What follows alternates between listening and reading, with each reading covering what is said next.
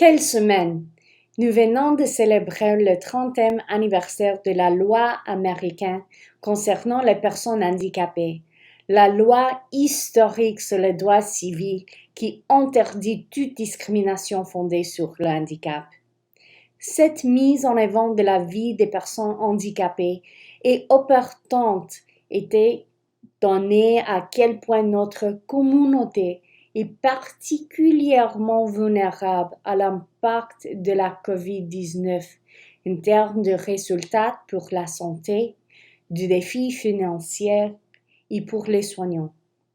Ma propre routine de soins de santé a été interrompue car mon médecin m'a dit que des visites régulières à la clinique risqueraient de m'exposer à coronavirus. Ne pas avoir un accès régulier à ma salle de sport et à ma physiothérapie, que ce soit à cause des réglementations nationales ou du risque d'exposition, a eu un impact sur mon bien-être. Le handicap fait partie de la diversité humaine qui peut nous arriver à n'importe quel moment de notre vie. J'avais 30 ans quand on m'a diagnostiqué d'une condition de l'atrophie musculaire progressive rare.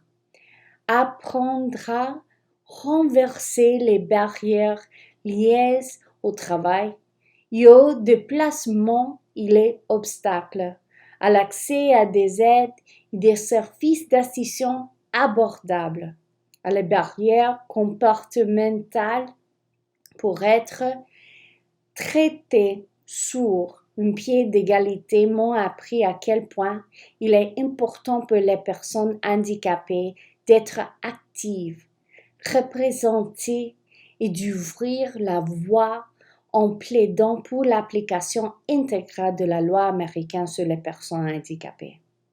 En tant que Canadien vivant aux États-Unis, j'apprécie l'influence de la loi américaine sur les personnes handicapées dans la promotion des droits des personnes handicapées et l'édification d'une société plus accessible, équitable et inclusive.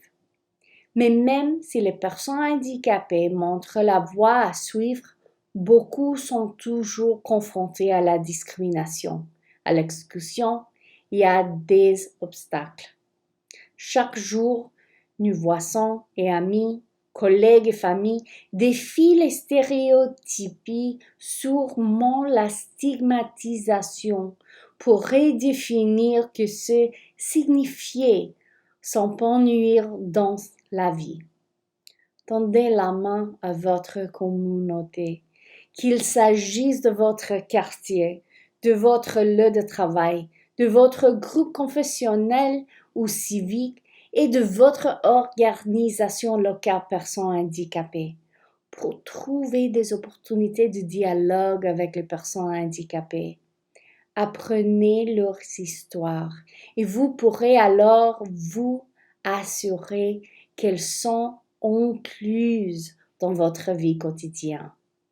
Et soyez conscient de la façon dont vous parlez des personnes handicapées, l'adaptation d'une terminologie à la première personne et du langage respectueux sans être dramatique ou condescendant favorise l'acceptation et la compréhension.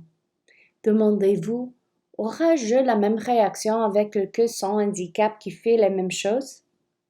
Nous avons-tu un rôle à jouer dans l'édification du monde plus équitable et inclusif, fondé sur l'égalité et le respect des droits de l'homme? Quel est le vôtre?